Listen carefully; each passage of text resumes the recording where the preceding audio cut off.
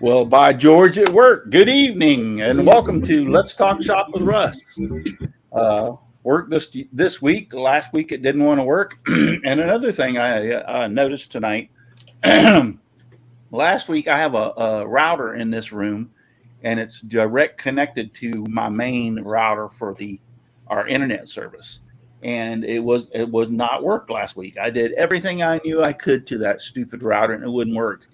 I came in the room this afternoon to turn on the AC for a little while to cool down so I could have the show tonight. The stupid router was working. And I'm like, give me a break. I mean, I really didn't do anything to it and it fixed itself. So apparently it was having issues last week too. And that might have been part of the issues we were having for the show. Did you plug it in? Did you plug it in? Oh yeah, it's plugged in. You can. It's got. It's the name of the router is Wavelink, and Wavelink is on the top of the router. Well, it's got colors. Whenever it's red, that means there's a problem with the internet or a problem with the router, and whenever it's blue, that means everything's working right. Well, last week it was all red, and I never could get it to. When I walked in the door today, it was blue, and I'm like, well, it fixed its own self. Yeah. So I don't know how it did that. Hello. Hi, Mama Presley. Hi, Mom. She was asleep. She was asleep. Oh.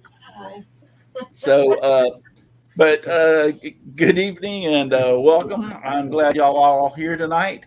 We're going to be talking about table saw and table saw safety. And I think Chris had some problems with his table saw this week. We're going to talk about that. But overall, general table saw. We were going to show some videos of some people having accidents, but after I talked to my source of attorney advisement information, I know who it is that he talked about. I decided that we better not show their videos because even though it might be considered free use, it might cause some problems. So we have several. Jim went through today and picked out several videos.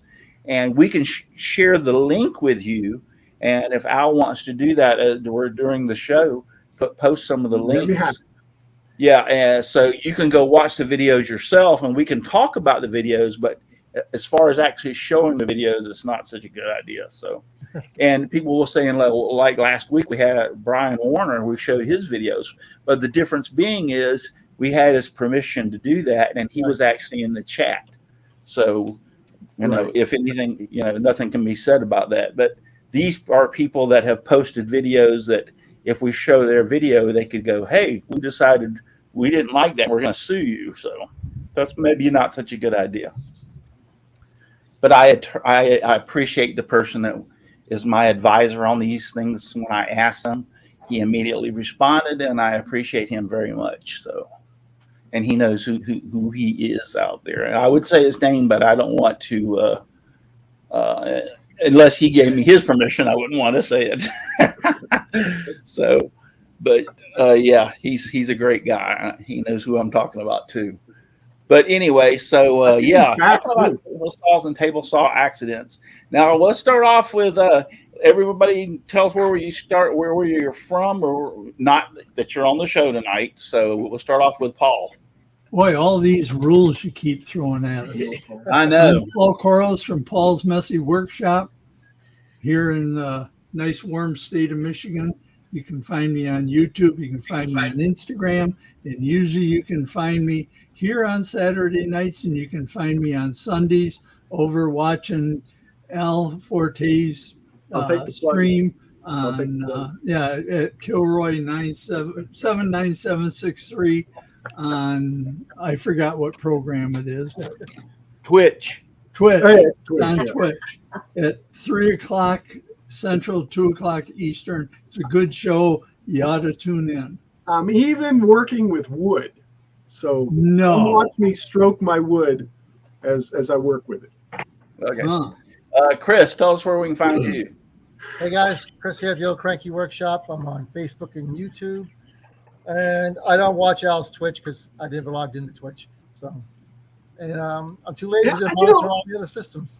I've been thinking about taking the shows and just chopping them up and moving them over to YouTube. But I don't know if anybody would be interested. I think that's a good idea.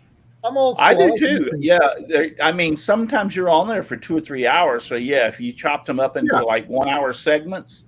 Yeah, exactly. And throw away the junk because sometimes you're just sitting there. Yeah. That might not be a bad idea. And Donna, where can we find you? And don't say you right here in this room. Here. Donna Presley, Silicaga, Alabama. Donna's Wooden Art. Donna's Embroidery Plus. Possible Twitch. Sometimes YouTube. I try and stay out of trouble. Oh, I got something in the mail I want to show. You Twitch sometimes, Donna? I Twitch sometimes. I just started it. And not that kind, don't you even. Oh, she's twitching on that. See, look at that. Is that a pipe, Donna? From Heirloom Game Calls. I got it for Andrew, my son. Oh, cool. That is really cool. It looks really good. Can you make it sound? I don't know how it's supposed to sound. I don't know who's that thingy. Wow. I see you have a different sound. Kind of sounds like me in the morning. I'm not a hunter. If that was a duck, he sounds like he's a lame duck or sick. Yeah, it's deer, so I don't know. It's a deer call. It's supposed to do like a grunting kind of thing. Okay. Bambi. Next is Donald. I'm Donald Matthews from Donald Vlogifies Wood Shop on YouTube. You can find me on Facebook, Twitter, and Instagram, and my website, redneckknowhow.com. And Donna, Heirloom Game Calls wants today. Did you get your package today? Yep, it arrived today. It arrived today. Okay, there's your answer. Jim. Jim Bashir from Driveway Workshop. Quick story. I had a life-changing thing happen to me today. Some of you know I had polyps in my colon. Had to have them taken out in the last year-ish. And I read someplace where bananas were good for that. And then Jim Dockrell today posted on Facebook that you're supposed to take the peels off them first. Who knew? Who knew? So I think it said something about you're supposed to eat them. Wasn't it? Yes. It wasn't about taking the peels off. It could be a mistake I've been making too, but I'm totally going to change my life now for that. You know Definitely don't learn to dry them out and smoke them. You know your cousins, Jim, eat them with the peels on though. Yeah. Yeah, your cousins eat them with the peels Just on. Yes. way distant cousins. Yeah, way distant cousins. They All eat right, with the peels Dixon. on. Hello. Yeah. I'm Dixon. Dixon Hoffman. You can find me at Hoffman Signs and Decals. Al.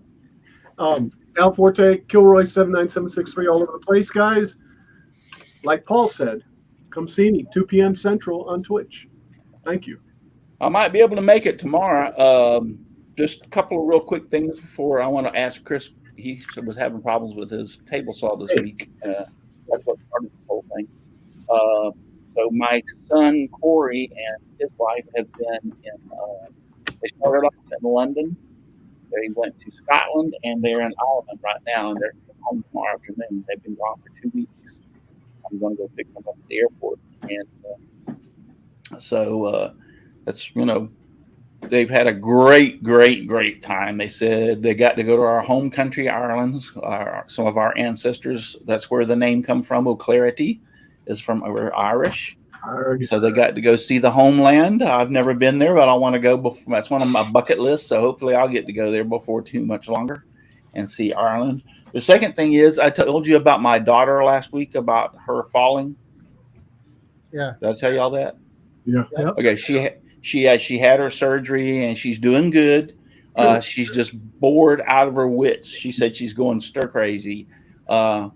My granddaughter, her daughter, went and picked her up the other day and took her to her house for a while. And she has a walk-in shower. In other words, there's no stoop or anything. You can just walk right in the shower. So she got to get in that, and they put like something over her leg where she could get in the shower because she's actually in a cast on her leg that she had the surgery on from the knee down, full cast, and she's got to have it on for 2 weeks after this surgery. Cast, huh? An old school plaster cast? Yeah, she's got to have it on for 2 weeks. They don't want her to put any weight on her foot whatsoever for 2 weeks. And I got news for you. The type of surgery, I was looking at some stuff about that type of surgery. That's that is worse than knee replacement ever thought about being. There was a girl that was in high school athlete, and she did hurdle jumping and all that kind of stuff, and she tore her Achilles tendon, and it took her almost 6 months to get back in shape. Oh yeah. So yeah, so Brainy's got a long road of recovery ahead of her, and I pray for her that she gets better. But yeah, that's just some of the things. And just real quick before we go there, I just got to show something off. I got a new Apple iPad Pro with the keyboard and a pencil, so have to show that off. Good stuff. It's fun to play with. Okay, so let's get into the table saws. Chris, so is this you the one that started all this stuff? What was the problem you were having with yours? I was having a problem with my riving knife. You know, I take it in and out depending on what I'm doing. And I've always been able to slide it right in, put the cover back on, and we're in business. So I did that again. I'm running my board through, and suddenly my board stops. The riving knife was tilted over just a hair, and it was catching the board, not letting me go all the way through. So I had to power down real fast, pull the board out, and I spent the next hour and a half trying to line that sucker upright. I was sitting on milk crates beside the table saw so I could look straight down. Wow. But I finally found the 2 adjustment screws, and they're like, I love this saw, but they were like hidden. Yeah. So I started watching a bunch of videos, and somebody had the exact same saw I had. Now I know where mine are. So it took me an hour and a half to get it straight. I mean, so somehow the adjustment changed, and you have no clue as to how. No clue. The only thing I can think of is the sawdust or something got down in the slot, and just took up that much space to tilt it over a little bit. Right.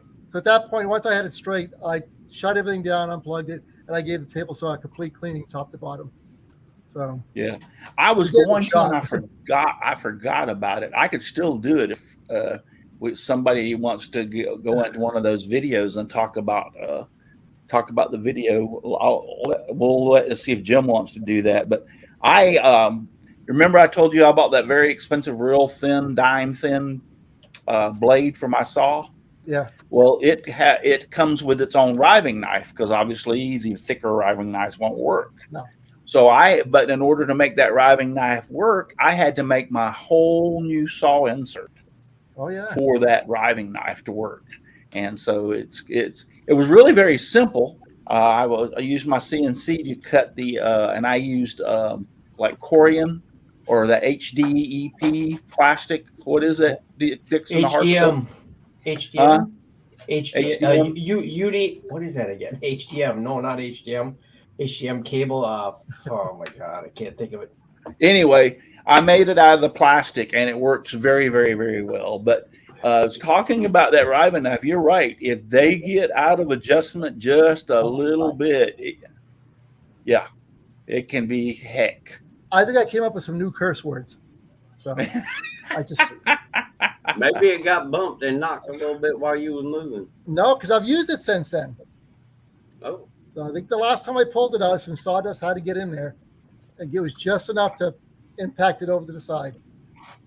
So, but finally it's working again. But all right, Gerald Vance has got a very good question, because I don't even know this, because I've never had to work in a commercial shop, so to speak.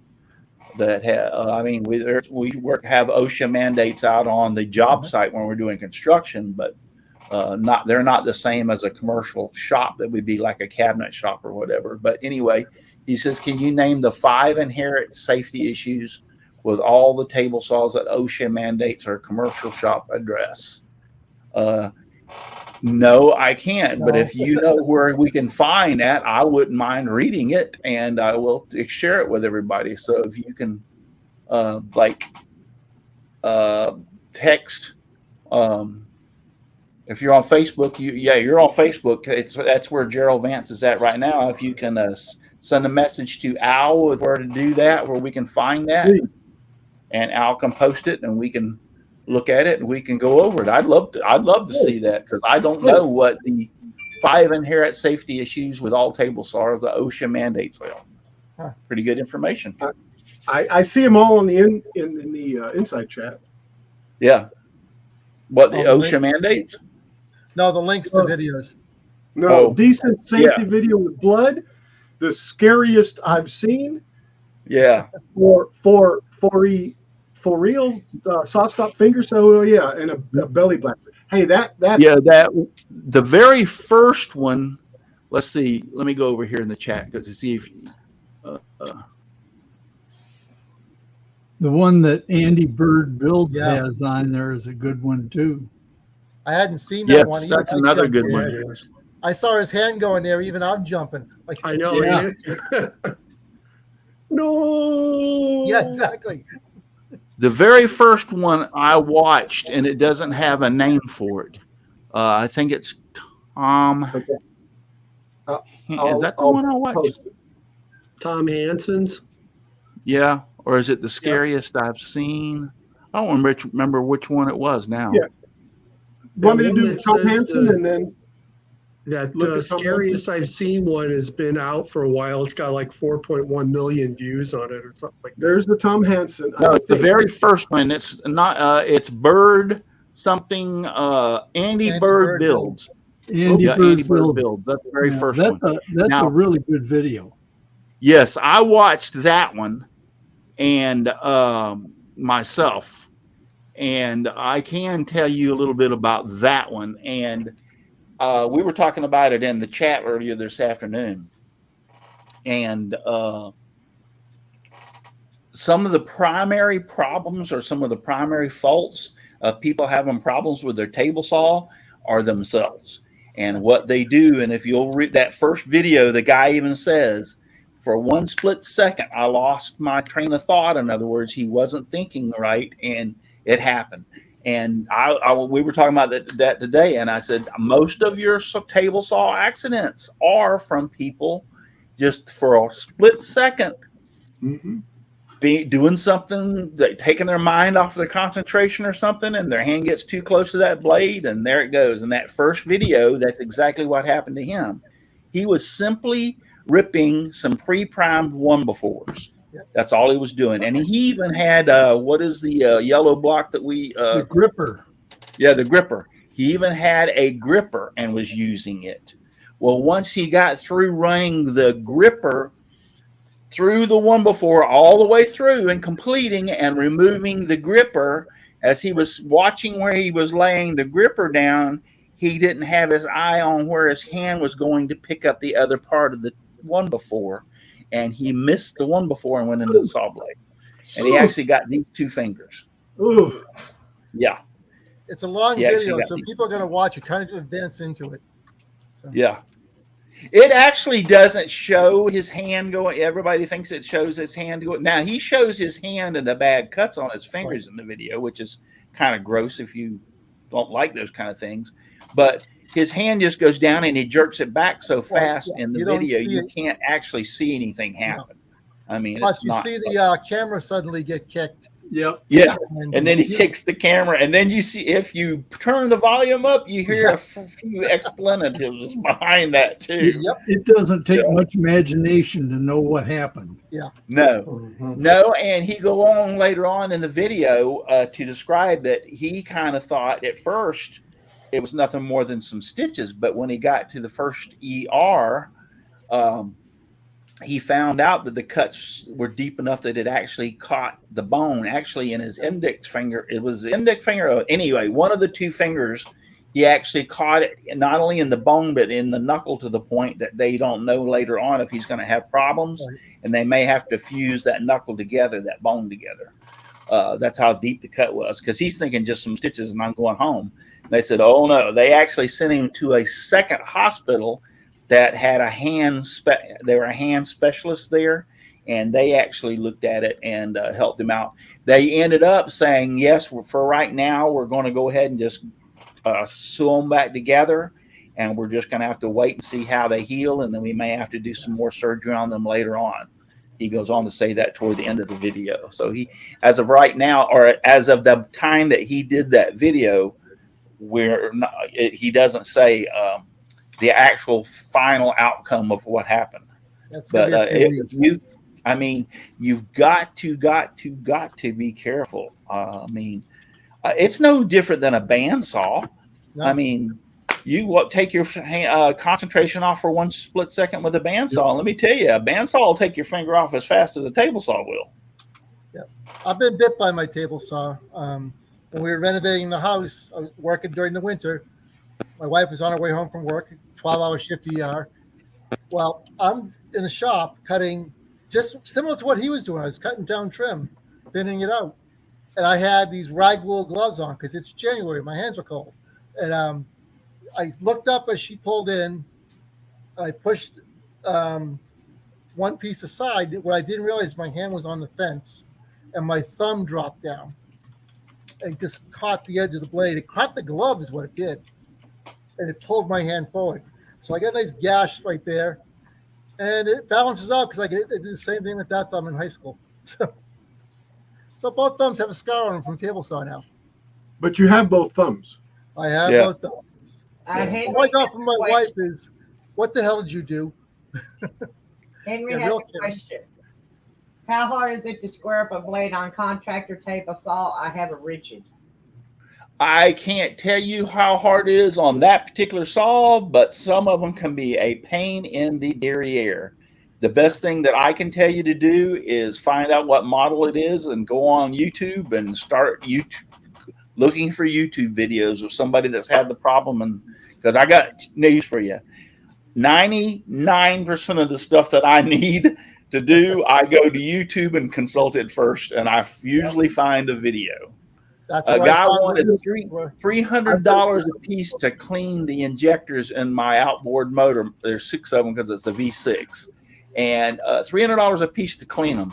I cleaned them with a 9-volt battery and a can of carburetor cleaner from watching a YouTube video, and it worked perfectly. And he wanted $300 a piece to clean them. So, just saying, that's the best thing I can tell you, because every saw is different.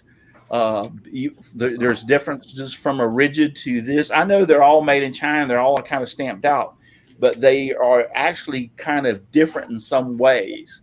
Your rigid might be the exact same thing as a Ryobi or whatever, but go to YouTube. That's your best friend right there. I know the most common I had a place- problem with my rigid. It's not a contractor saw. It's actually a stand table saw. My wife bought me 3 or 4 years ago. 4 years? Yeah, about 4 years now, for my Christmas present. And after using it for a while, I noticed it wasn't cutting right. And straight from factory, the blade was off some. And it was a pain in the butt to get that thing straight finally. But I got it straight, and that's how I found out how to do mine, was watching YouTube videos. Let me add to Henry's question. I found this out the hard way. The most common place for those adjustment screws, if you're behind the table saw, are up and to the left of your blade. Yeah. So there's some saws where they're in different spots, but that's the most common spot. I put a video out there that shows the bolts up on top like this. You can actually look down in there. Yep. And it is a rigid, but again, like Russ said, what model? Yeah, what model? That's what you got to look at. What model? Heirloom Game Call says never ever wear gloves when running a table or band saw. Thanks, Errol. Right. I know that. Yeah. And by the way, I still use that trim on the house. Just real quick, I saw him in here, and James Parker's in, and he said he's here, but he just got home from the hospital, and his wife is not doing good. They're starting to talk about having to put her in a hospice. So, James, my heart goes out to you, and I'll be praying for her and for you too, because I know it's got to be something terrible. She has cancer, and she's been doing chemo, but she's having some real bad problems. So, James, my heart goes out to you once again. So I'll say some prayers for her. Brooks Martin said he had a hand grinder grab his T-shirt adrenaline pump. is a hands up reminder. Yeah, you get them too close and they'll get a hold of you. And I've heard pros and cons about that glove thing. I've heard of people that making it worse because you can't sense whenever you get too close or whatever. And I've also heard that it helps. So I don't know. I think it's a toss up. Personally, no, I don't wear gloves when I do anything with my table saw or my bandsaw. So, well, when it was 18 degrees in January, you got to get this project done. So, anybody else? Jim, you got any table saw things you want to make a comment on?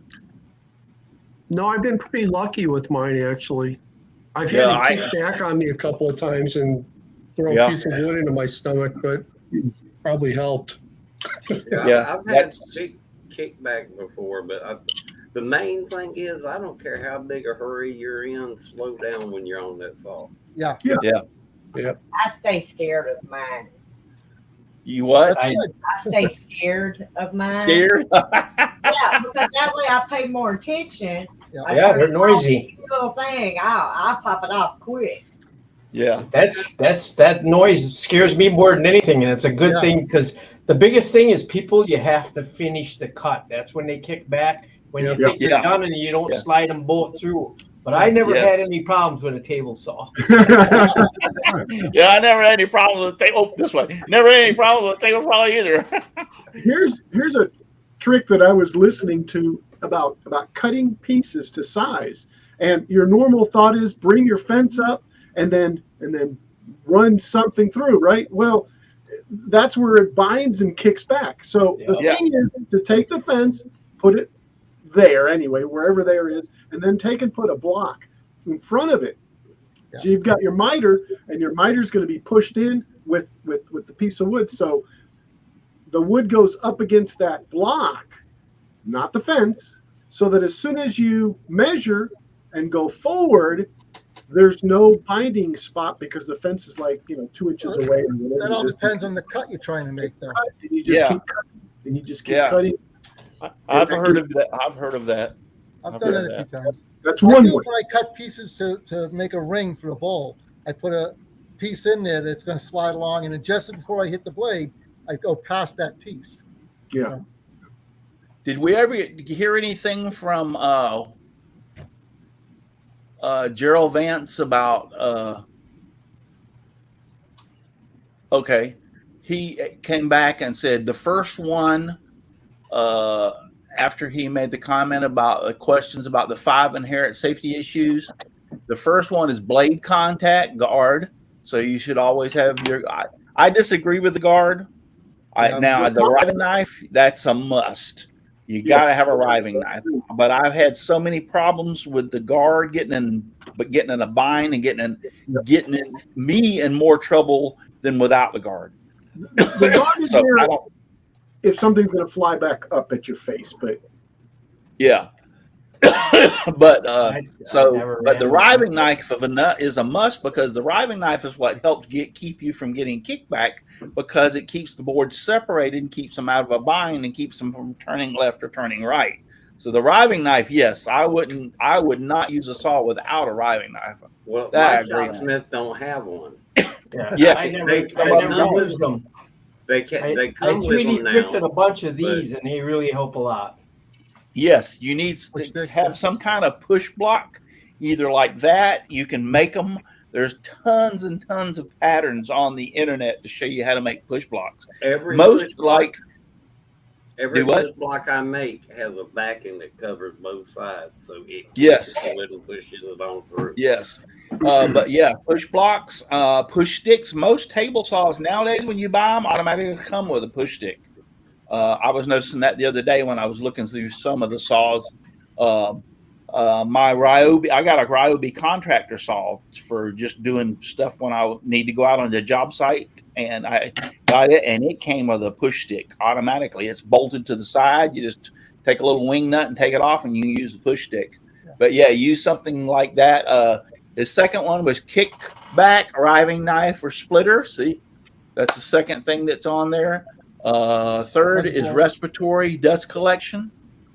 4 Fourth is excessive noise, hearing protection.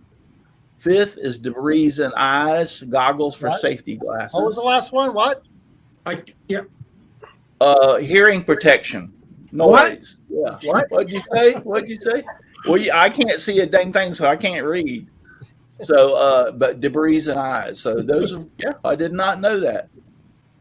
Thank you, Gerald, for pointing all those out. So, And it is a very good list. Don't forget to make sure the emergency stop works. Yeah. You know, I've said this, and one day I will. I don't do that as much as I used to do with my table saw, but I would love to have a saw stop. Oh yeah, I'd love to have a saw stop. I think we're going to look into it now that we're in the Donald's Vlogs Fives Wood Shop has a very good rule, and he says, "Don't stick your finger in the blade." There you go. That's very simple. That's one thing I see guys do all the time when they're on the table saw. That makes me nervous as heck. They don't use a push block or anything. They're cutting something that wide and they push it through with their fingers. Yeah, you're asking for trouble. Well, let me explain something to you. In my younger days, I used to do stupid stuff like that. Trust me. Yeah, I didn't think about it or whatever. I'll tell you another one is your radial or your chop saw. Your miter saw. I used to hold pieces. My son-in-law used to work with me, and he would be behind me watching me. And I used to hold pieces. I'm talking about 3 inches, and cut a piece off of a piece 3 inches and hold it right up there next to the blade. And he'd sit there and shake his head, and he goes, one day you're going to get, thank God I got all of them.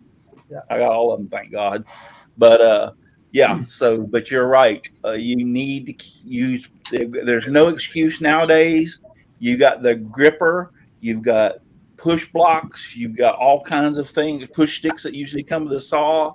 You can use something other than your fingers to push that through, and especially when it comes close to the blade. So, but just like that first video, that guy that described, it wasn't, he had a gripper. He was using a gripper.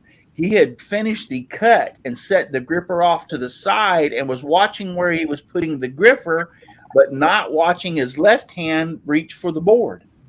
It was, just a total stupid mistake, but it cost him, fraction of a second is all it took. So, what? An interesting poll to do, to have people look at their push sticks and see how many have a little bite taken out of it. Well, how many? Everyone I own push does. stick is not 3 weeks old. I have a gripper. I have a gripper that has a whole corner taken out of it. Yeah. From my gripper has a chunk on it, and that's the reason I use 90% of the time. I use the gripper for making thin cuts. Oh, I do. I use it for everything. Yeah, because it helps with push the thin cut through all the way. But if it's a fairly, like if I'm ripping, let's say a 1x4 in half, I'll use my wooden push blocks thing, because I'll tell you why. I want to save my gripper for the small stuff, because they usually run the dang thing into the blade. So I've done the dumbest of all dumb things with a table saw. I had a piece of 2-inch thick walnut, and the end of it was cut on an angle, and I wanted just that end piece, about a 3-inch wide piece, and I just wanted the end of it, and so I ran it against my fence. Oh yeah. And with my table saw, and I held that little piece. And when it got to the back side of the blade, it caught it. And it ripped my thumb back like that. It shot past my head and put a hole in the wall, and it tore the ligaments in my thumb. And I was in a cast for 6 weeks. Luckily, I didn't get cut. Right. But well, I'll tell you, I was lucky. Yes. And I've never done that same stupid thing again, not even close. Do you have pictures? Just saying. Just saying. No. Yeah, if you don't have pictures, it didn't happen. I think I got a picture of my arm in a cast someplace. I still have my little protective thing over my blade where I keep that up there. I'm like, Yeah, I hate table saw. I've thought about getting rid of my table saw and just getting a better bandsaw. That would be nice because Yeah. I am going to show a quick video here, and I have seen several videos like this. We're going to watch the video real quick, and I have seen several videos like this, and I'm thinking to myself, I've never in my life thought about doing this, but actually there are people that think about doing it. Not only do they think about doing it, there's videos out there of them doing it. So let me Now I'm interested now to find out. let me present my Somebody's screen sticking share their screen. finger into a saw stop to see if it Yeah. really works. Yeah. I need some popcorn. Yeah. Because this is actually on Facebook, so I don't think I'll have a problem sharing it. Tell me when you can see my screen. Okay, we see it. All right. Make it All right. big. You got to make I it want big. you to yeah, watch we this. can't. Make it big. We can't see it. It's too I'm small. trying to. That's There better. you go. Oh, is he pushing the whole saw? Yeah. Yes. Holy crap. And this is not the first video I've seen of this. They have actually made their own things to guide this. Yeah. I've seen people do that with a planer and have the board and run the planer holding the board and let the planer go down the board. You guys never do that? I thought that was proper. And, I But do a lot of that's dumb not stuff, the but first not that dumb. I watched one where they were taking like 4 or 5 inches off of pieces of plywood. I guess it was but they needed several of them. And the guy literally put the fence. I watched the whole video. He put the fence on the table saw, set the saw on top of the thing, fired it off, and ran it down with the fence. And was taking like 5 or 6 inches off of each piece of the plywood. And I was like, really? I never thought. First off, I would never have thought about doing that. But if you'll notice on that video, that saw was set up and designed to run. They had made their own bars and stuff to hold it. We had a sawmill on the farm I'm where gonna the get out of blade, here, Russ. I'm not kidding, the blade was huge Yeah. and it ran on the belts of the tractor. Bye, The saw Paul. wide open.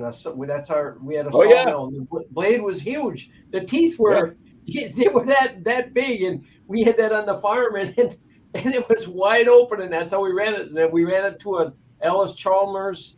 The side the belt ran on the PTO on the side of the tractor. Oh yeah, yeah. There's back in the day. I mean, they had all sawmills had there was no guards or nothing. They were all open.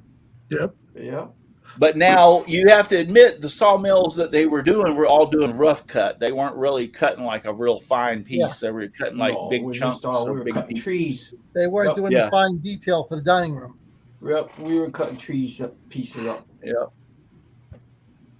Okay, so good. But yeah, Gerald Vance also says, did you know that OSHA does not recognize the saw stop technology? No, I did not know that. I didn't know that either. That's because some congressman didn't get his cut. Probably. Well, they don't want you to put your finger in there to start with. That's why. Well, an envelope has to go across a desk. Yeah. Who says it? I have Brooks Martin says that's what I use as a Ryobi. Yeah, I brought a portable Ryobi about 3 years ago, I think it was. The reason being is because going out on some of the job sites, first off, my table saw that's in my shop is set up. It's not moving. It's there permanently, so to speak. I mean, I would have to do too much to try to even get it out of the shop because I got extension tables I put on it and everything else. So that's not going anywhere. So I bought a Ryobi because first off, it was one of the cheapest saws out there, and they had a sale on their better contractor saw, an upgraded one, which is the one I bought for like the same price as the cheap. They had an expensive Ryobi and a cheap Ryobi, and imagine that. And I bought the more expensive one. But anyway, my point being wasn't going to use it for anything as far as cutting trim work or anything else. We were just like ripping 1x4s or 2x4s or stuff like that out on the job site. And I've got news for you. That Ryobi worked. It works great. I still got it. It works great. I've used it here at the house. Like if I want to do just rip a 2x4, rather than putting it on my nice rigid with the nice blade and everything, I'll pop that Ryobi out, set it up out the side, and run the 2x4 through it. Will not even use my interior table saw to do something like that. Ryobi can surprise you. So. Yeah, so they work very well. So Aussie Man says push blocks and featherboards, and that's a good point. Featherboards, especially if you're wanting to use cut small pieces, featherboards work really, really well in holding that piece up against and keeping it from wandering, and also helping with the kickback. So I've used featherboards before when I've been cutting real. I've got one around pieces here somewhere. So. Yeah, I've got 2 of them. Table saw. Do what? I did not think about a featherboard on my table saw till tonight. Yes. I got it on my router and stuff, but I did not. The best ones, they're expensive, but the best ones are the Magna Block or whatever they that's lock on with magnetic, so because you can put them in any place, and you just twist the knob and they release, and you put it in the place you want, twist them 2 knobs back, and it locks down any place on the table saw. So those are the best. I mean, they're expensive, don't get me wrong, but you can put it in. They make them that run in the slots, the miter slots, or for your miter gauge or whatever. But the problem being is, if you need something that's away from that slot, you can't. It's useless. Yeah. So the Magna Blocks ones are the ones that work the best. And plus, if you buy a set of those, you can not only use them on your table saw, you can take them over and use them on your bandsaw too. Oh, cool. They'll work in both places. Cool. Gotta look that up. Yep. Those are the ones I use, and I love them. I've got 2 of them. Okay. Any table saw confessions? Come on, people. The only thank God, only one Dutchman's Wood Shack's here. He says hi. He's over on Facebook too, along with Gerald Vance. Hello, Jeff. Russ Meadows in the chat. Who? Russ Meadows. Oh, Russ Meadows. Hi, Russ. How you doing? Let me get him back in here. The only confession that I've had is a couple of kickbacks on a couple of times that I've tried cutting some stuff that kickbacked on me. Yeah. And like Jim, it didn't do anything but hit me in the stomach and hurt. Thank God it wasn't that bad too. I mean, it left a bruise. Don't get me wrong. It left a bruise, but I got all my fingers. Yep. I make a point of standing a little to the side. After the first one, I did. And you're right. I tried my best, but the second one came because I was in the middle of a cut. Was in a stupid thing once again. I reached to do something, and I was trying to make the cut, and that's when it happened. Yep. So had I kept my hand in the proper place and my body in the proper place, it wouldn't have happened. So I don't have any confessions, but but in a way it is. Because it did something stupid. There was a time I was building something where I needed a bunch of little 1-inch boards. So I figured out the thing kicked it back. So I set a trash can back here. And I stood to the left of the blade. And I pushed it through and let it kick back into the trash can. Slid it over, let it kick back into There you go. Hey, that's really know-how. But there is actually a video I posted several years ago of a guy that was doing that exact same thing. That he was cutting just one right after another small blocks, and he had exactly same thing. He had a can sitting there, and every time he cut it, it'd push it right into the can and push it right. It was just funny as heck. But as a matter of fact, the bandsaw guy, Alex Snodgrass, commented. He was one of the people that commented on it. He said, I've never seen anything like that. And I said, I hadn't either. I mean, he's taking a chance that one of them comes slinging out of there the wrong way. But yeah, but it worked perfect. You ever see them guys using a table saw as a router and stuff, doing all this fancy crap? It's like, oh my god! Yeah, you're talking about. You better have a sharp blade. Izzy Swan has made bowls on table saws. Yeah. Crazy. Yeah, he's made a contraption to make a bowl on a table saw. I used one of his videos to figure out how to make a rounded molding piece. Yeah. So I can run it over, just keep changing the angle just a little bit every time. Worked perfectly.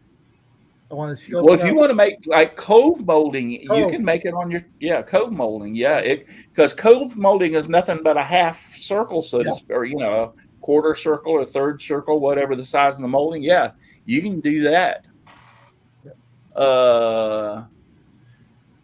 Dutchman's Woodshack said.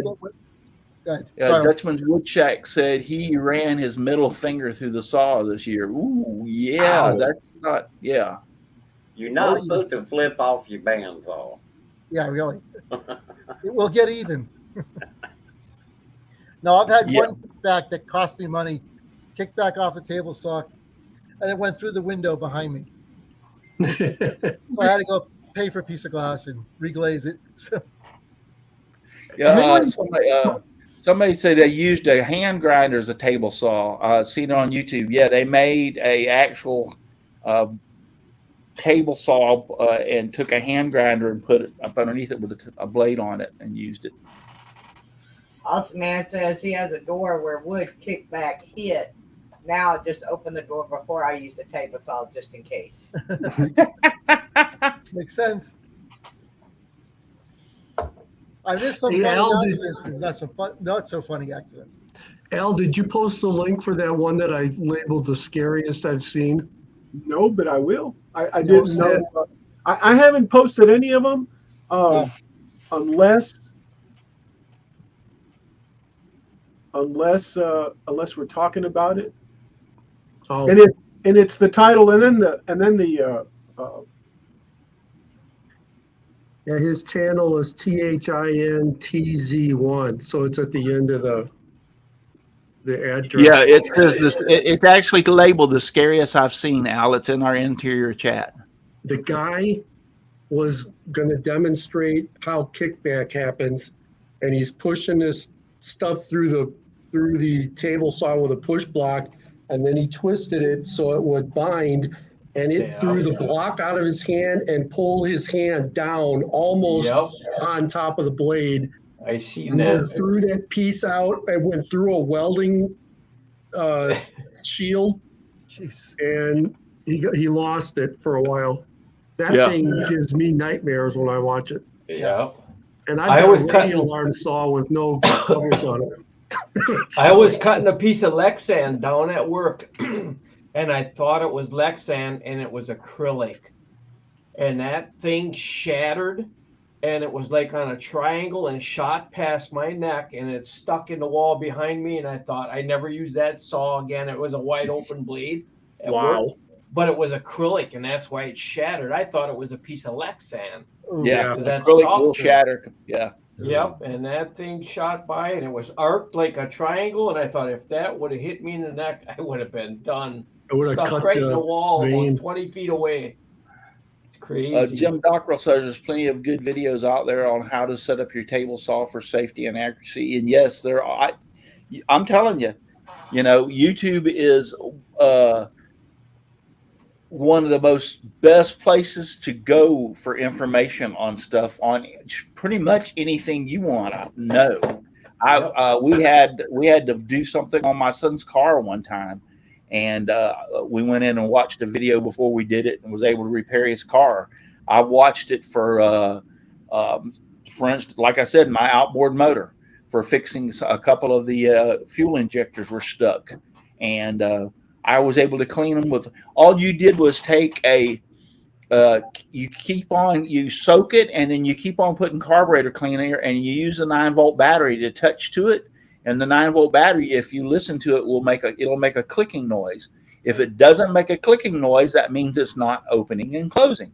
So you keep on cleaning it until finally, when you hit it with that 9-volt battery, you hear a clicking noise. We went through it. Took us probably 15, 20 minutes of soaking it and then playing around with it as far as with the carburetor cleaner itself in there. Both of them opened up, put them back in the machine. I mean, in the outboard motor, it fired right off and ran perfect. And the guy wanted $300 a piece to clean them. Yeah, it's activating that little mini coil. It's out there. Finally. Okay. Kickback on camera, right, Jim? Yep, that's it. No, I reposted it in the interior chat. Yeah, and I just posted that one out there. Yes. Okay, that should be it. Let me look here real quick. Yeah, that guy wasn't. I mean, That's he thought he was doing a good thing to show people, but he was an idiot. Yeah, if you go to 228 in the video, you'll see exactly what he's doing. Yeah. If you want to see one too, that is one of the most horrid things I've ever seen, because he actually shows his hand afterwards, and it's not a table saw. The guy gets his all four of his hand, actually his whole hand, into a jointer. Yeah. Yeah. It actually mangles all. I mean, he's got nothing. It took all four of the ends of his fingers off. He has nothing but four little nubs right here, and it mangled up his thumb too. And what he was doing was they were jointing some stuff, and he had his ear protection on and his eye protection on and a mask on. He was doing everything that he was supposed to be doing as far as safety. But because they were running a couple of machines in the shop and because of his ear protection, he forgot to and thought he had shut the jointer off, but he didn't. So when he reached back over to grab the boards that were on top of the jointer that he had just, jointed, so to speak, he reached back to grab them, but the jointer was on, and he just missed, and his hand got pulled into the jointer. Let's put it this way: his hand went into the joint. It actually stalled the jointer out. Oh man! Yes, and he was able to reach. Yes, he reached. It's on YouTube. I don't know the name of the video if y'all want to look it up, but it's on YouTube, and he shows you his hand after surgery and everything, and what it looks like, and it is terrible. It is terrible. They had to actually he couldn't get his hand out. The two guys in the shop, or the one guy in the shop that was with him, had to actually take the cover off the side of the jointer and turn the blade backwards to be able to pull his hand out of the jointer. Dang. Yeah. I've got a joiner, a radial arm saw, and the table saw. I'm not afraid of the table saw because it's like electricity. If you have a healthy respect for it, you're pretty much going to be okay. And I've worked around electrical stuff all my life, but that joiner scares the snot out of me. I took a bowl that was probably about this big around before I really knew what I was doing with that joiner, and I was going to flatten the bottom of it, right? So that thing grabbed that bowl, threw it out away from the joiner, and pulled my hand down on the table and broke this finger. It hit so hard. And if it would have been like another inch backwards, it would have just gnawed the whole end of my hand off. Well, that thing scares the crap out of me. Yeah, first off, you never ever do small pieces on a joiner. Nope, never. But like I said, I didn't know any better back then. I just bought the joiner. If y'all all know him, and he just made a fatal mistake himself, and that was Ken Moon. Yep. Mm-hmm. Ken Moon just recently put a small piece of wood and was trying to run it through the joiner, and the joiner grabbed it and threw it and pulled his hand, and he cut a couple of his fingers on a jointer. So peeled the whole top off of a couple of his fingers. Wow. Lossy Man says the Let's Talk Gore with Russ show. Well, I mean, I'm not trying to talk gore. And here's the thing: it doesn't matter if it's your table saw, it doesn't matter if it's your band saw, it doesn't matter if it's your joiner, it doesn't matter if and your planer. You're never supposed to run small pieces of boards through your planer either. Right. Nope. So it doesn't matter what tool you're using. You need to think safety, safety, in your mind And while some you're more. using it. And then some And more. don't get don't for one split second, don't take your mind off of what you're doing. I actually know somebody who's a friend of mine who has and this is no joke, he has a red light on, and when you open the door to his shop, I mean, he has a big garage door too, but he has a regular door that you go into his shop. When you open the door to his shop, when you walk in, there is a red light right there in front of you. And there's a sign that says, if this red light is on, you do not enter my shop until the red light goes off. And when he's using like a table saw or a joiner or something, that red light comes on, you're not supposed to enter his table shop saw or his shop because he don't want to be distracted from what he's doing. Yeah, that's good. Well, when I was cutting meat, I was on the bandsaw one day, and our store manager went back there and slapped that swinging door open, yelling, "Hey!" I about went to his butt right down, because that's the only time I've ever almost cut myself. Yeah, because I startled him. Yeah. You don't do that to people that are on power tools. No, and that's what I said. He has that much. Even his wife knows. His wife will tell you, yeah, if I open that door and that red light's on, I just go back, and either stand there or go back and come back after a while and go to talk to him, because he has that much. He don't want you to mess with him if he's messing with a tool. And I think that's an excellent idea, to be honest with you. And if he hadn't have been 6'3" with about 100 pounds on me, I might have gone to him. In my old shop up in New England, we had a lot of kids in the neighborhood, and they were always fascinated with what I was doing in the shop. If the bay door is open, they'd come down the driveway. But the great thing was, I stopped, I talked to them all, and I told them, here's the line. Don't come past this spot if you hear a tool running. And they all followed my lead. So they're very good about it. But what I did to back it up, because sometimes you get your back turned to the door, I put a mirror on the wall in front of me, so I could see the bay door. Yeah. Any movement would get my attention. So yeah, you get startled. Yeah. But that's the reason for that my friend doing that. When you come through the door, there's a sign there, and it says, "If the red light's on, do not come in my shop." That's a blast, Jim, when you're in the plant and you're in a big panel and you're reading 480 with the things and somebody slams a pallet down on the floor. Yeah. Oh, I turn around and I could grab You just want to turn around and stab them with the it's like come here and grab their hand and stick it on there and test the 480 that way. Here, let me look your ring on that contactor. Aussie man says it's either that or he has a hot woman inside. There you go. I had in other words, if the red light's on, he has a hot woman in there. No, he does it for safety. And I had never thought about it until I saw that, and I was like, wow, that's actually a fantastic idea. Which I'm not gonna lie, I avoid using table saw unless I have a lot of things that I have to cut that's about the same size or whatever. I can't do with a hand tool. But don't let the hand tool fool you. They can hurt you too. If you ain't paying attention, you'll cut the snot out yourself too.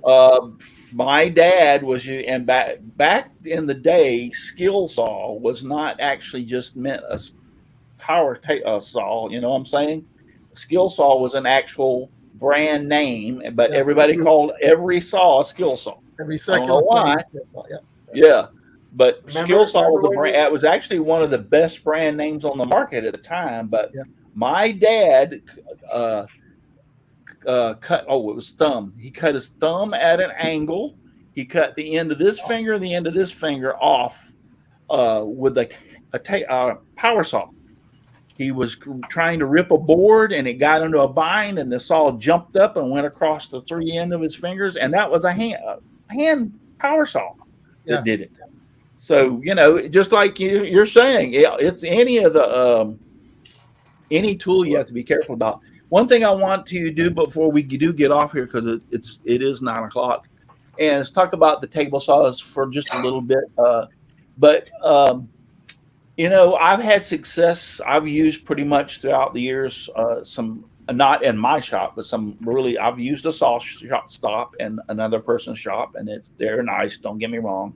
And I have a Ryobi contractor's cheap Ryobi contractor saw that I've used, and so you know. I know some people are on a budget, and I'll never down anybody for buying a cheap. You know, No. there's some friends that I know, and matter of fact, the guy in that video about his getting his fingers cut because he wasn't paying attention when he was ripping the one before, he was using a portable table saw. Yeah. That's not a. If you'll look in the video, that's a portable table saw he's using. So there's no. There's no set thing on if you have to have an expensive table saw or not in your shop. No, you don't have to. You can use a portable saw. I used a portable saw in my shop for a couple of years because when I first started in my shop, I ended my construction business, and I never had a a regular table saw. I always used a portable table saw for the job sites. So for the first 3 years, I used a portable one, so I know. But just you don't have to have the most expensive to make good things. Just like I've seen some people make some of the most beautiful bowls and stuff in them with some of the cheapest scroll saws in the world. But everything that boils down to, and don't be ashamed if you have to have a cheap saw to make some stuff. I mean, get whatever you can afford. But just the whole thing about the thing is tonight, whatever tool you're using, I just want to express. Just be safe with it and think about what you're doing before you do it. Especially on some of these tools, don't try to cut small pieces with a tool that's not designed to cut small pieces. Right. Like the joiners we were talking about, those are not designed to do small pieces of board. They are designed to do. I would say I wouldn't put a piece less than 2 foot. I don't even know if I'd put a 2 foot piece of board on there, but nothing.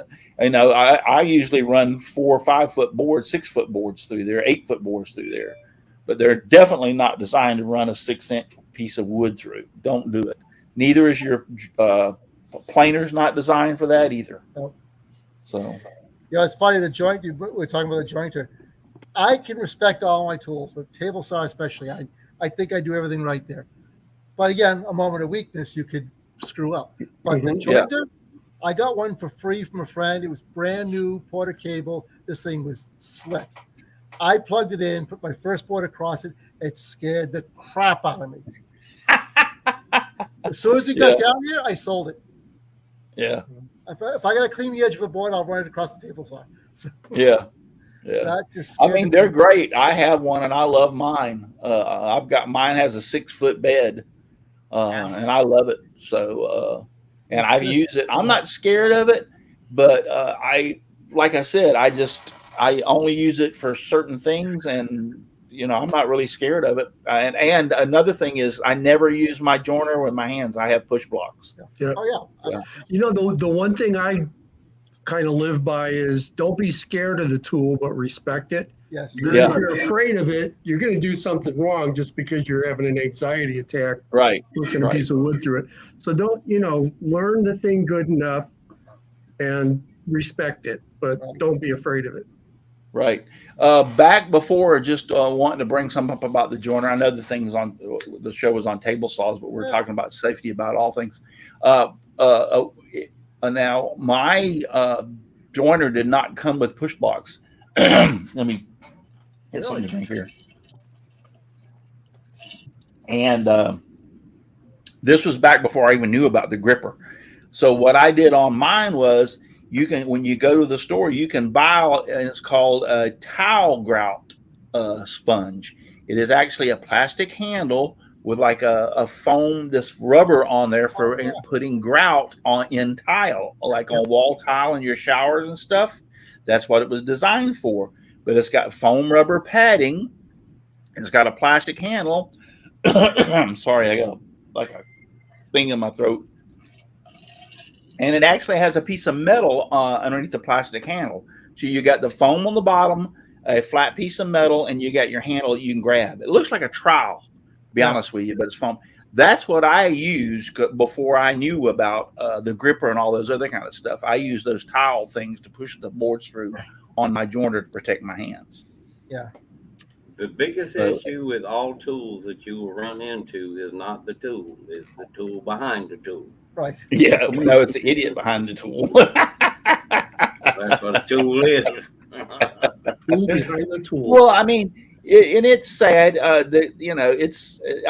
When I say idiot, that was a joke because people just make just that split second wrong thing, and it's boom. Yeah. You know, when I worked for naval aviation, we had a motto that there are no new accidents. There's just new people doing the old accident. Yeah. That's pretty well true. It was true. Yeah, well, that's pretty well true. There's nothing that will make you feel dumber than your basic tool, like a box knife, and videotaping yourself trying to cut something and run that blade right over your thumb. You're an idiot, Donald. Yeah. Yeah. My dad had a guy working. Now I've had the most accidents I've ever had has been with nail guns. Yeah, we know about that one, huh, Russ? Oh, yeah. Yep. You Yep. remember when I've shot myself more than once with a nail gun. I've shot these two fingers together with a 16 common 3.5 inch nail. Oh, Went through both fingers. oh. Yeah. Yeah, that hurts.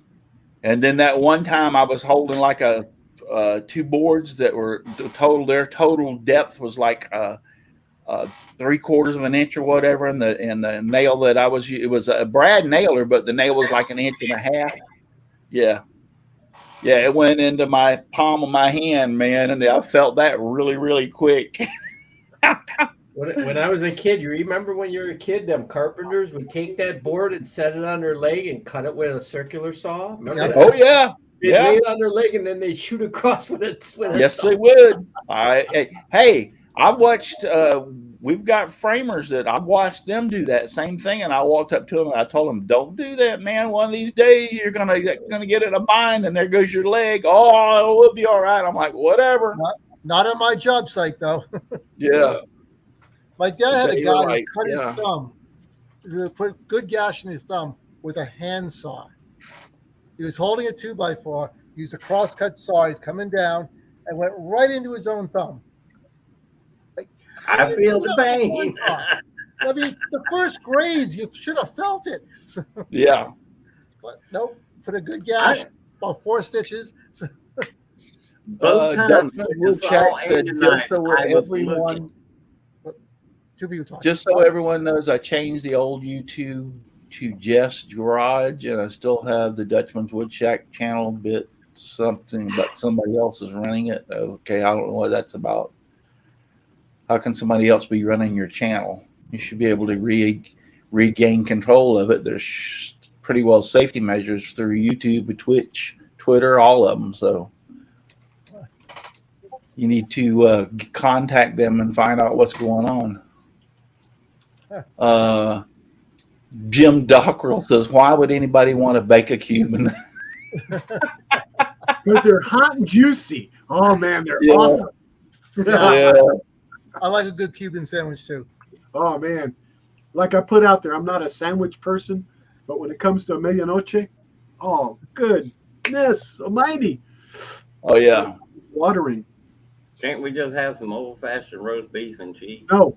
We got to put pork in it. We got to put a little mustard on top of it. We got to have some Swiss cheese. We got Oh to have, man, there ain't. I mean, I love Cubans. Don't get me wrong. I absolutely, but there ain't nothing any better than a Philly cheesesteak sandwich. Oh, well, yeah. Philly cheese is great also. Russell, you can't Yeah, get a Philly good cheese one steak. down here. Oh, dude, Yep. Jackie made some. Philly the other day. cheesesteak with onions and bell yeah. peppers. Oh, yeah. Oh my goodness. We got them all over the place up here. Yeah. Jackie made this thing the other day where she made the Philly cheesesteak thing. Set out her, she took a roast and somehow did her meat that way. It was like Philly cheesesteak. Then she made this au jus sauce Ooh. with some French onion dip in it, Yeah. and made her own French onion dip. I about busted a hernia eating Oh, those. come on, guys.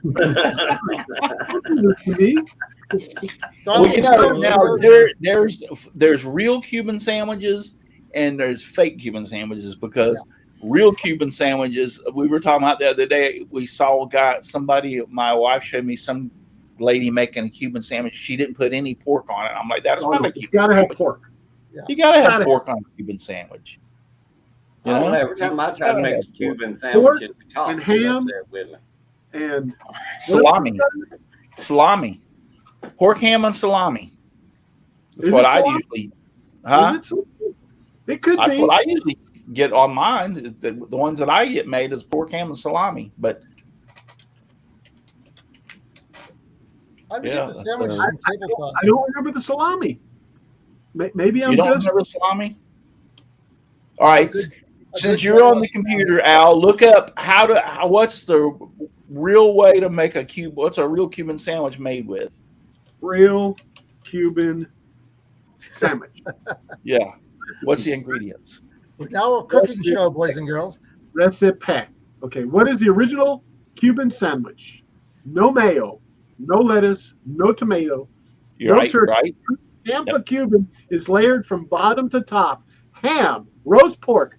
You're right, Russ. Salami, Swiss cheese, pickles, and mustard. And my mouth is watering right now, guys. Told you. That's exactly what it is. And there's no mayonnaise, no mustard on it. The ones that I used to eat. Well, pickles and mustard. No mayo, no lettuce. They made ours bare, and you could add they had like the condiments on the side, and you could add mayonnaise, mustard, or pickles. I've never had it with mayonnaise, always with mustard. I've had it with mayonnaise, and mayonnaise is okay. Mayonnaise doesn't bother me.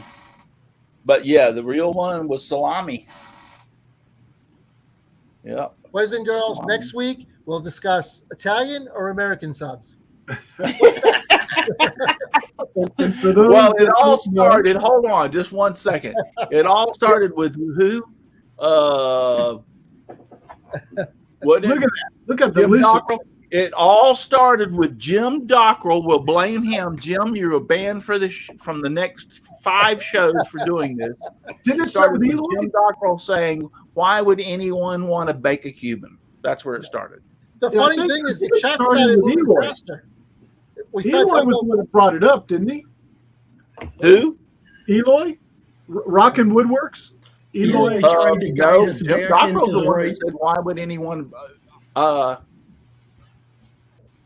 He said we have Cuban bakeries which are pretty good, but we have a bakery here. He didn't say. Jim Dockrell's the one that said, "Why would anyone want to bake a Cuban?" And that's where it all went right. The funny thing is, we started talking about food, and the chat started moving faster. Oh, I know. I'm ready to leave now. I'm ready to go Everybody's hungry. Yeah. Yep. Henry scrolls off. Good night, everyone. Safe and blessed. We're getting out of here too. We're getting out of here too. Jim Dockrell says, Jim Dockrell says, "I got broad shoulders. I'll take the blame, even though it's not my fault." It's your fault. Should I block him? Should I block him? Let me block him, Russ. Let me block him. No, he's taking one for the team.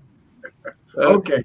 And Rockin' Woodwork says, "I don't want a credit for any mayhem." That is Eloy. That is Eloy. Yeah, Eloy. Yeah, Eloy's like, "I'm throwing up my hands. I don't want any credit for any of this." Surrender. No Eloy under the Wawa. It does not go boom, LOL. No, it don't, Eloy. It does not go boom. Yeah, I remember now as Eloy. I had forgotten for a few minutes. Hey, just before we get off here, does anybody know?